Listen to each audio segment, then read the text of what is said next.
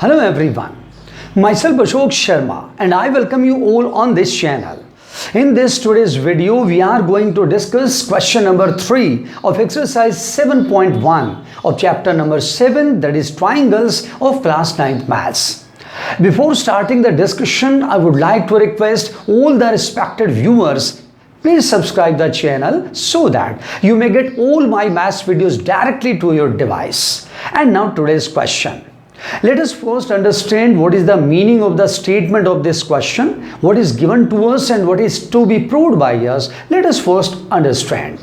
The statement is AD and BC are equal perpendiculars to a line segment AB. Show that CD bisects AB. What is given? This AD and BC, which are perpendicular to this segment AB, because AD is perpendicular on AB means angle A equals to 90 degree. Because BC is also perpendicular to AB, that means this angle B, it is also equal to 90 degree. As well as these two perpendiculars are equal to each other, that is AD equals to BC. What is to be proved by us? Show that CD bisects AB. This one is CD. This CD bisects AB means CD divides AB into two equal half parts. It is to be shown by us. That is OA and OB. These two parts are equal. It is to be proved. So let us first write down the statement which is given to us. Given. According to the statement, first one, this AD is perpendicular on AB. Next one, this BC, it is also perpendicular to AB, as well as these two perpendiculars are equal. So we can also write down perpendicular AD and perpendicular BC, they are equal to each other. Next one, because CD divides AB into two equal half parts, it is to be proved. So write down to prove OA and OB, the two parts of the segment AB are equal to each other. Because no need to write down the construction, so we have to go to the next step, that is proof. Write down proof. And now the two parts OA and OB, as we can see in the figure, they are the parts, they are the sides of the two different triangles.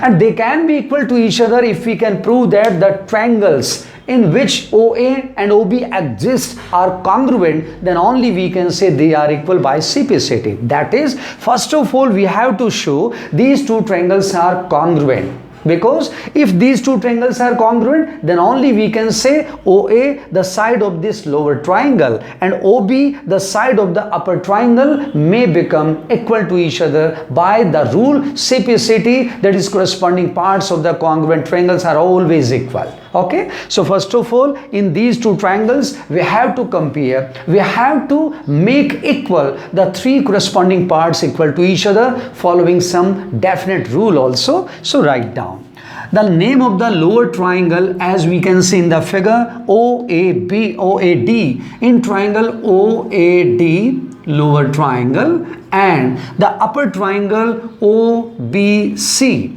First one, AD equals to BC, it is already given in the statement, AD equals to BC. Why? Because it is given in the statement of the question.